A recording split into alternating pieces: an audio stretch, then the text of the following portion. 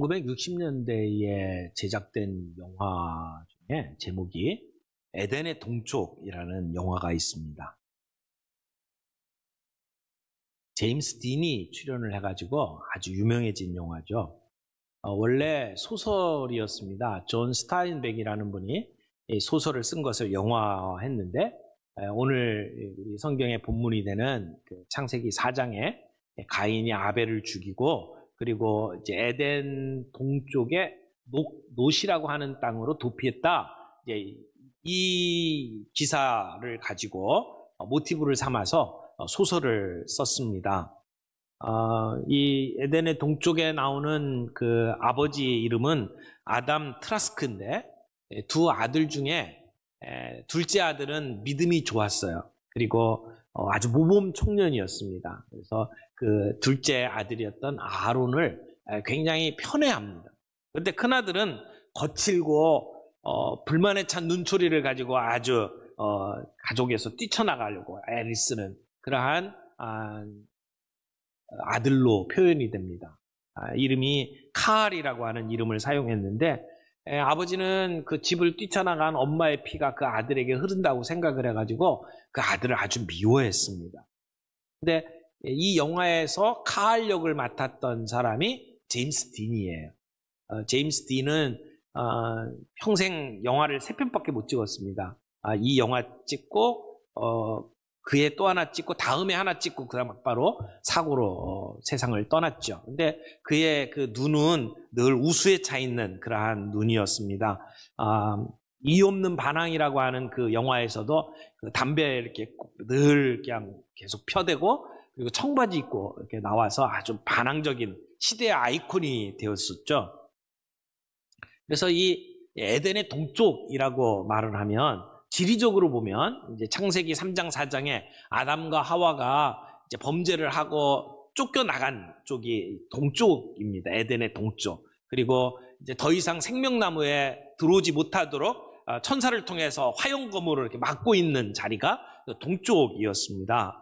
그래서 이 놋이라고 하는 그 땅의 이름이 유랑, 방랑 이런 뜻을 가지고 있거든요. 그러니까 사람들이 쫓겨나서 정서 없이 방황하는 인간의 모습을 대변하는 그러한 땅으로 이 에덴의 동쪽을 의미합니다. 그러나 이것은 지리적인 의미뿐만 아니라 실존적인 의미도 있습니다. 하나님 없이 살아가는 사람들의 삶의 현장, 이것을 에덴의 동쪽이라고 말할 수 있을 겁니다.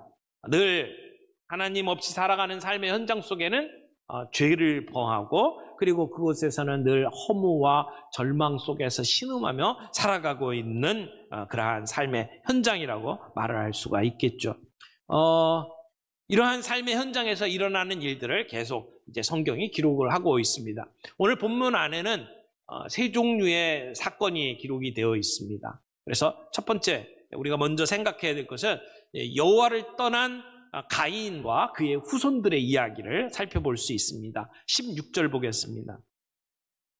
가인이 여호와 앞을 떠나서 에덴 동쪽 놋 땅에 거주하더니 아내와 동침함에 그가 임신하여 에녹을 낳은지라 가인이 성을 쌓고 그의 아들의 이름으로 성을 이름하여 에녹이라 하니라. 여러분, 아주 오래된 정말 고대 사회에 사람들의 모습을 성경이 기록을 하고 있습니다. 근데 가만히 살펴보면 그들의 삶이 나이가 거의 1000년을 살아가고 또 그들의 살아가는 모습들이 어떻게 보면 지금의 우리에게는 얼토당토하는 이야기처럼 보여질지 모르지만 그들이 살아가는 삶의 모습은 오늘 21세기를 살아가는 우리들의 모습과 별반 다를 바가 없다라고 하는 사실을 우리는 보게 됩니다. 가인은 하나님의 면전을 떠나서 에덴 동쪽의 놋 땅에 정착을 합니다. 아마도 더 이상의 방랑을 멈추겠다라고 하는 생각을 했던 것 같아요. 그래서 그곳에서 결혼을 하고 아이를 낳았습니다. 그 아이의 이름이 에녹. 그리고 그 땅에 성을 건축했습니다. 그래서 자기 아들의 이름을 따서 에녹성이라고 이름을 붙였던 것입니다. 이곳이 그 당대의 문명의 요람이었습니다. 그곳에 성을 쌓고 그래서 도시가 형성이 되고 사람들이 모여들고, 그래서 그곳에 직업이 생기고, 많은 사람들이 그곳에서 여흥을 즐기고, 이런 일들이 이 성 안에서 일어나게 된 것이죠. 여러분, 오늘 우리도 어떻게 보면 가장 최첨단의 문명 속에 살아가고 있습니다. 그러나 이 문명들이 우리에게 편리함도 제공해주고 우리로 하여금 자부심을 갖게 만드는 것도 사실이지만, 동시에 이 가인의 시대처럼 이런 최첨단 문명이 우리들에게 행복을 보장해주지는 못합니다. 오늘 우리가 살아가고 있는 이 시대의 문명의 정체가 무엇인지 우리는 이 가인의 이야기를 통해서 우리는 살펴볼 수가 있습니다. 가인의 삶을 두 가지로 정리할 수가 있을 것 같아요. 하나는, 가인은 여호와 앞을 떠난 삶을 산 사람입니다. 가인이 하나님의 경고를 무시하고 아벨을 죽입니다. 하나님께서는 그런 아벨도 포기하지 않으시고 그의 잘못을 뉘우치고 회개하기를 기다리시지만, 그러나 가인은 회개하지 않습니다. 결국 하나님의 면전을 떠나서 에덴 동편 놋 땅에 거하게 됩니다. 그 땅에서의 삶은 하나님을 잊어버리는 삶입니다. 내 마음대로, 내 판단대로, 내가 원하는 욕구대로 살기 위해서 하나님을 무시하면서 살아가는 삶입니다. 이런 삶을 살게 되면 행복할 거라고 생각을 하지만, 그러나 그런 삶은 하나님의 형상으로부터 점점 멀어져가는 삶이고, 그리고 허무함만 남는 삶입니다. 가인의 문명은 하나님이 없는 문명이었습니다. 하나님이 없는 문명은 바벨탑입니다. 바벨탑은 하나님께 도전합니다. 오늘 우리는 자기만의 성들을 쌓아가고 있어요. 어떤 사람은 돈으로 자기의 성을 쌓아가고, 어떤 사람은 학식으로 성을 쌓습니다. 어떤 사람은 권력으로 자기의 성을 쌓아요. 그곳에 있으면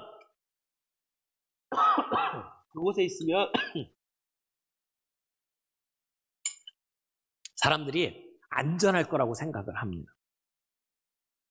그곳이 우리에게 보금자리를 마련해주고 우리는 편안할 거라고 생각을 합니다. 그러나 성경은 우리에게 분명하게 이야기합니다. 가인과 같이 하지 말라. 하나님 없는 문명을 따라가지 말라는 것입니다. 가인의 후손 중에 사람 이름이 쭉 나오는데, 그 다음에 중요하게 나오는 인물이 있습니다. 그게 라멕입니다. 그래서 두 번째로 우리는 강한 자 라멕이 부르는 노래라고 하는 부분을 우리가 좀 살펴보려고 합니다. 라멕을 표현할 때 뭐라고 표현했냐면, 두 여인을 데리고 산 사람, 이렇게 표현을 했어요. 우리가 성경을 특별히 이제 창세기를 공부를 할 때에 너무 짧게 서술을 하고 있기 때문에 정확하게 어떤 일이 벌어졌는지 우리가 알 수는 없어요. 그런데 이런 내용을 잘 살펴볼 수 있는 좋은 힌트가 하나 있는데, 나오는 사람의 이름을 보면 알아요. 그 사람의 이름이 어떤 뜻을 갖고 있는지를 살펴보면 그 사람의 삶이 어떠했는지를 추측해 볼 수가 있습니다. 근데 라멕이라고 하는 이름은 나는 강하다라는 뜻을 갖고 있어요. 그러니까 강하다는 게 여러 가지 의미가 있을 거예요. 하나는 힘이 셌다. 또 하나는 자기 아버지가 이 에녹 성을 창립한 사람이다. 그러니까 아버지의 5대손. 그러니까 그 성 안에서 나름대로 위치가 있겠죠? 권력이 있겠죠? 권력을 갖고 있는 면에서 강한 사람. 뿐만 아니에요. 자기 아들이 무기를 만드는 사람이잖아요. 그러니까 가인은 라멕은 늘 이 칼을 가지고 다녔을 거라고 추측할 수 있어요. 그러니까 무기가 있는 사람, 그래서 강한 사람일 수 있습니다. 근데 이 라멕이 지금까지 아담과 하와부터 쭉 있었던 일부 일처제의 어떤 흐름을 완전히 깨버리고 두 아내를 가졌다라고 하는 것으로 표현이 됩니다. 이것도 자기가 가지고 있는 권력을 가지고 자기가 원하는 사람을 데리고 산 거예요. 사람의 이름을 보면 재미있습니다. 라멕의 아내가 된 여인 첫 번째가 아다입니다. 아다라고 하는 말의 의미를 쭉 살펴보니까 꾸미다, 장식하다라는 뜻이에요. 그러니까 꾸미고 장식하는 걸 좋아했던 여인일 수도 있고요. 늘 얼굴, 옷 이런데 화려하게 장식하면서 살아간 사람이라고 말할 수도 있습니다. 이렇게 요즘 말로 이야기하면 화장빨 미인 이렇게 표현할 수도 있을 것 같아요. 그런가 하면 그 아다라고 하는 이름이 성경의 다른 곳에 몇 번 나오는데 그 중에 하나가 에스겔 23장입니다. 하나님을 버리고 그 간음을 저질렀다고 하는 이스라엘을 상징하는 그러한 자매의 이름이 오홀라하고 오홀리바라고 하는 사람이에요. 근데 이 오홀라 오홀리바가 이방인을 위해서 목욕하고 눈썹을 그리고 단장을 하는 것을 하나님께서 아주 분노하시면서 이제 설명하는 장면이 나오는데 여기에 단장한다라고 하는 그 행위를 표현하는 말이 아다라는 말이에요. 그런가 하면 야곱의 쌍둥이 형제 에서가 이방인 아내를 맞이하는데 그 이방인 아내의 이름이 아다예요. 그러니까 지금 라멕이나 에서나 거의 비슷한 어떤 삶의 모습들을 가지고 있다라고 우리는 말할 수 있을 겁니다. 물론 사람이 자기의 얼굴을 꾸미는 것, 자기 화장하는 것, 아름답게 만드는 것, 이걸 우리가 잘못이라고 말할 수는 없습니다. 근데 그것이 지나쳐서 화장이 아니라 변장이 되는 것, 위장을 하는 것, 이것은 조금 문제가 있다고 생각을 합니다. 정말 가꾸어야 될 걸 가꾸지 않고 겉으로 드러나는 것이, 그래서 무슨 짓을 해도 예쁘면 다 용서받는 우리의 가치관의 어떤 문제들, 이런 것이 이 라멕의 시대에도 동일하게 적용되고 있는 모습들을 봅니다. 둘째 아내의 이름도 실라라고 되어 있는데요. 실라라고 하는 것은 보호의 그늘 또는 심벌즈 이런 뜻으로 해석이 되는 단어입니다. 이 말 속에도 이 여인이 아름다움을 가지고 권력의 보호를 받았다라고 하는 어떤 그런 의미들이 담겨 있다고 생각을 합니다. 근데 라멕은 그런 아름다운 여인들을 자기의 권력으로 둘씩이나 가지고 살았던 그러한 모습을 성경에 기록을 하고 있는 거죠. 근데 두 아내만 얘기하는 게 아니에요. 이 사람은 끔찍한 폭력을 자행하고서도 그리고 아무런 거리낌 없이 노래를 부르는 그러한 사람의 모습으로 나타납니다. 23절, 24절 이 두 절 말씀은 노래입니다. 같이 한번 보겠습니다. 라멕이 아내들에게 이르되 아다와 실라여 내 목소리를 들으라. 라멕의 아내들이여 내 말을 들으라. 나의 상처로 말미암아 내가 사람을 죽였고 나의 상함으로 말미암아 소년을 죽였도다. 가인을 위하여는 벌이 7배일진데 라멕을 위하여는 벌이 77배이로다 하였더라. 라멕의 노래라고 이야기해요. 또는 별명이 있어요. 칼의 노래. 왜 칼의 노래라고 하냐면 아들인 두발가인의 숙련된 솜씨로 만들어진 칼을 수중에 넣고 그 자기의 강함을 확신하면서 또 다른 아들 유발이 제작한 악기를 가지고 노래를 부르고 있었을 것으로 추측할 수 있다는 거죠. 그래서 칼의 노래다 이렇게 별명이 붙은 노래입니다. 라멕은 자기가 가지고 있는 능력, 힘, 무기 이것을 과신하면서 하나님께 오만하게 대항하면서 살아갔던 사람의 모습을 보여줍니다. 그가 불렀던 이 노래를 가만히 살펴보면 아마 어떻게 보면 창세기에 나오는 첫 번째 대중가요가 아니었을까. 근데 그 노래의 흐름을 이렇게 가만히 살펴보면은요, 무슨 가곡이나 아니면 팝송이나 이런 느낌보다는요, 힙합에 가까운 어떤 분위기예요. 방송에서 힙합 이렇게 경연하고 하는 모습들을 이렇게 보면 거침없이 막 욕을 해대고 그런 욕이 방송에 나갈 만한 게 아니면 노래 중간에 삑 소리가 나잖아요. 그거는 뭐가 욕을 했다는 거거든요. 근데 오늘 이 라멕의 노래를 보면은 그런 부분이 상당히 많습니다. 제가 힙합을 잘하면 이걸 좀 그렇게 만들어 볼 수 있을 텐데 아마 이런 분위기였을 것 같아요. 내 사랑하는 아다와 실라여, 내 노래를 들어봐. 내가 오늘 길을 가는데 젊은 놈 하나하고 시비를 붙었어. 그놈이 나에게 상처를 줘서 내가 그놈을 죽여버렸지. 뭐 이러면서 얘기를 하는 노래라고 생각이 돼요. 왜 시비가 붙었는지는 분명하게 나오지는 않습니다. 근데 젊은 청년하고 싸움이 붙었는데 이 청년이 라멕에게 조그만 상처를 입혔어요. 그러자 라멕은 자기 아들이 자기에게 준 칼을 가지고 그를 가차없이 찔러 죽였던 것이죠. 그리고는 자기 집에 돌아와서 아내들을 불러다 놓고 자기 무용담을 노래로 부르는 거예요. 살인의 찬가죠. 이 노래를 왜 불렀을까? 몇 가지 이제 이유들이 있다고 학자들이 생각을 합니다. 첫 번째는 자랑하는 거다. 자기가 이렇게 능력 있게 힘을 써서 사람들을 제압했다라고 자랑을 한다. 어떤 사람은 이건 경고다. 내 주변에 있는 사람들에게 너희들이 까불면 다 이렇게 죽어라고 이야기하는 경고다. 또 어떤 사람은 이건 변호다. 내가 그 소년을 죽였던 것은 정당방위다. 이렇게 자기를 변호하고 있다. 뭐 어떤 것으로 해석을 하든지 간에 라멕이 보여준 이 폭력적인 모습은 그 시대 하나님 없이 살아가는 사람들의 가장 대표적인 모습이라고 말을 할 거예요. 하나님이 주신 도덕의 절대적인 표준을 저버린 그러한 삶의 모습을 오늘 우리는 볼 수가 있습니다. 이런 가인과 라멕의 이야기를 쭉 하다가 그 다음에 이들하고 다른 사람들의 족보를 이야기를 합니다.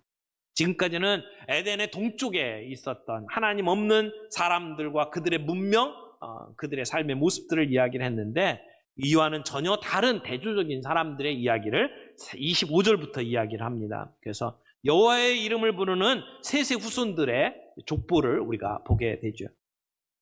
세 번째 파트입니다. 25절부터 좀 읽어보겠습니다. 아담이 자기 아내와 동침함에 그가 아들을 낳아 그의 이름을 셋이라 하였으니 이는 하나님이 내게 가인이 죽인 아벨 대신에 다른 씨를 주셨다 함이며 셋도 아들을 낳고 그의 이름을 에노스라 하였으며 그때의 사람들이 비로소 여호와의 이름을 불렀더라. 가인과 아벨의 이야기가 우리 인류 역사에 어두운 그림자를 보여주었다고 한다면 이제 셋이 태어나는 것은 새로운 소망과 빛을 보여주는 이야기라고 말할 수 있습니다. 하나님께서는 의로운 아벨이 죽고 그의 후손이 끊긴 것으로 포기하지 않으셨습니다. 하나님은 다시 이 가정에 셋이라고 하는 아들을 주신 거죠. 그래서 셋은 아벨을 대신하는 아들이라고 말합니다. 아벨이 죽었지만 그러나 죽은 게 아니라는 것입니다. 하나님은 아벨 대신에 다른 씨를 주셨습니다.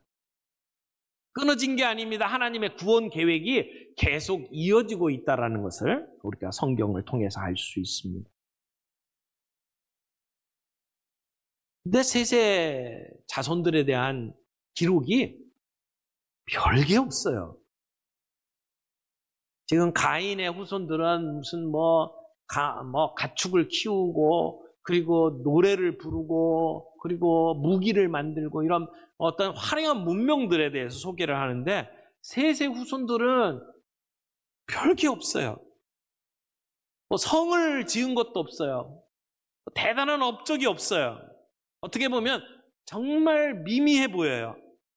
화려한 가인의 후손들에 비하면 주눅들 수밖에 없는 그러한 미미한 모습들이에요. 그러나 하나님의 나라의 역사는 그들을 통해서 일어난다는 것을 오늘 우리는 기억해야 합니다.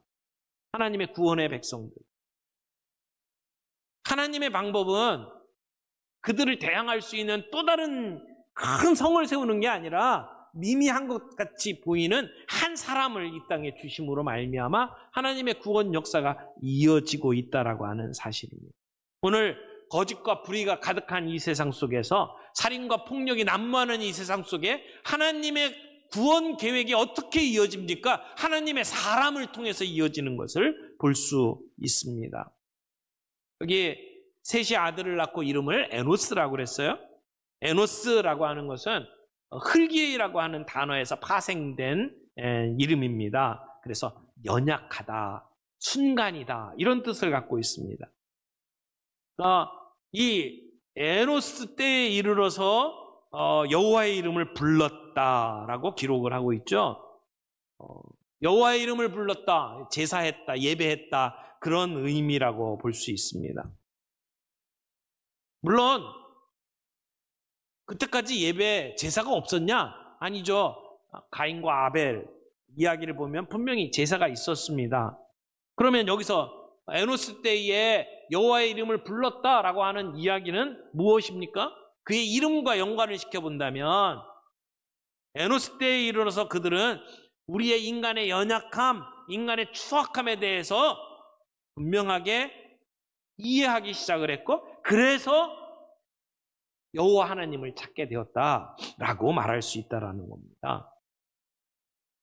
사람이 하나님을 찾지 않는 이유가 뭡니까? 내가 할 수 있다고 생각합니다.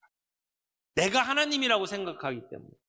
내가 할 수 있다고 생각하는 순간 하나님을 바라보지 않습니다. 근데 셋의 자녀들은 우리의 연약함을 인정하면서 하나님께 나왔다는 거죠. 우리의 죄된 모습을 깨닫는 순간 우리는 하나님께 나올 수 있습니다. 하나님의 나라는 이렇게 미미한 것처럼 보이는 연약한 사람들을 통해서 이루어집니다. 마태복음에 보면 예수님의 족보가 쭉 나옵니다. 족보의 내용을 쭉 보면 메시아, 예수님이 메시아로 오신 족보는 정말 흠이 없고 깨끗하고 멋지고 위대한 사람들의 이야기일 것 같지요. 근데 그렇지 않아요.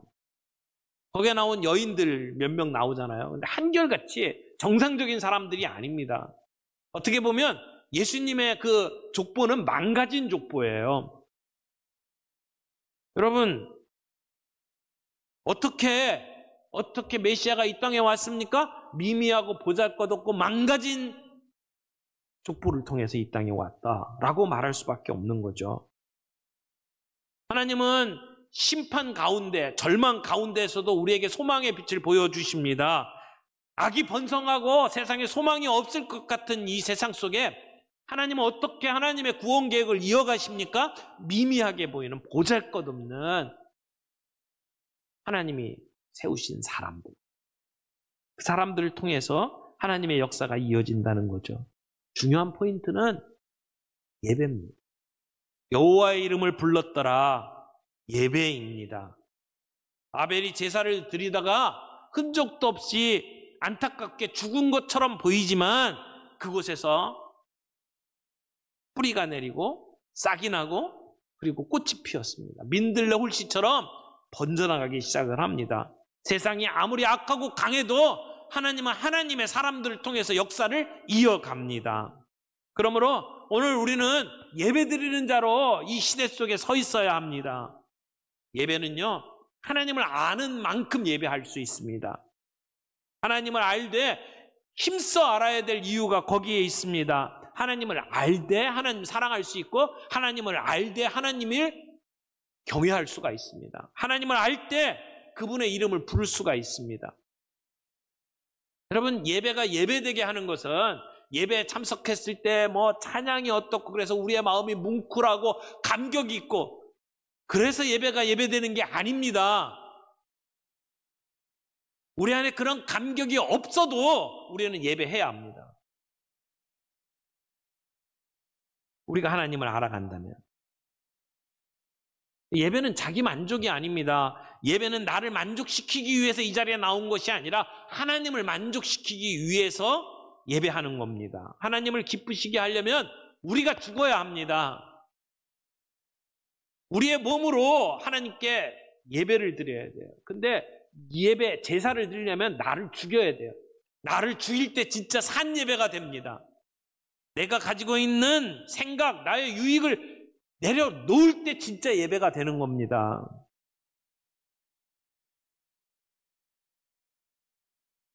예배는 우리의 삶의 우선순위가 되어야 합니다.